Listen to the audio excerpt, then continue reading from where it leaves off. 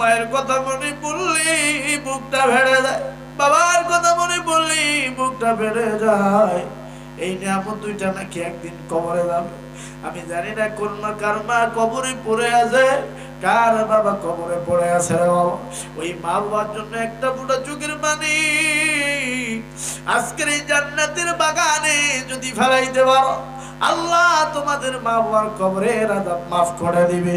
এখন আমার বন্ধুগণ, যখন এই রাস্তা দিয়ে মাহফিলে আসেন, কবরস্থান থেকে মা কান্দে আর ডাক দিয়ে কয়, বেটা রে, আজকের এই সালফা বিটার চরাচামে মসজিদে মাহফিল শুনতে যাচ্ছি যে বেটা, যা রে বেটা যা, আমি মায়ের কবরের অবস্থা ভালো না, আমার জন্য একটু দোয়া করিস যে বেটা। আমার বন্ধুরে, বিদেশে যদি কোনো সন্তান মরে যায়, আরে পশু পাখি না জানিতে আগে জানে ভাই। আমার বন্ধুগণ, মাকে অভিশাপ দিয়ে কখনো বড় হওয়া যায় না, মাকে কষ্ট দিয়ে রে কখনো বড় হওয়া যায় না।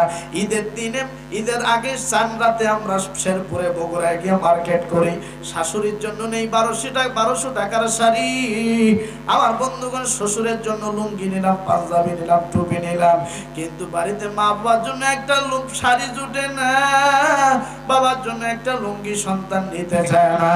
আমার বন্ধুগণ, বউয়ের জন্য দামি দামি 3 পিস কিনে শাড়ি কিনে বাড়িতে যখন মার্কেট নিয়ে আসি, মা দৌড়ে গিয়ে ঘরে যা বাবা কানে কানে বলে, ও আমার স্বামী, তুমি বলেছিলা বেটা নষ্ট করিও না, তুমি বলেছিলা সন্তান পেটে নষ্ট করিও না, আজ দেখো তোমার সন্তান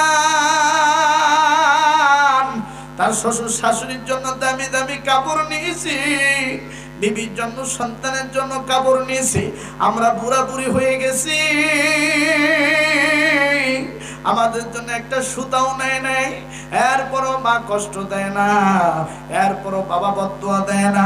আসেন বন্ধুগণ, আমার ভাইরা রে, মায়ের বদদুয়া যে কেমন কবুল হয়, মায়ের বদদুয়া যে আল্লাহর আসমানে কবুল হয়, তার একটা বর্ণনা, একটা রাসূলের ঘটনা শোনায় দেই।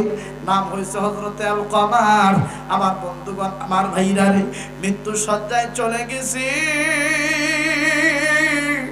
আলকামার শুধু মৃত্যু শয্যায় চলে গেছে, কালেমা বলতে পারে না, বারবার মুখের মধ্যে কালিমা ব্যাস লেগে যাইতেছে। সাহাবীরা ডাকতে বলতেছে, ও কমর রে, কেন কালেমা বলতে পারো না? বলছে, আমি তো বলতে পারতেছি না।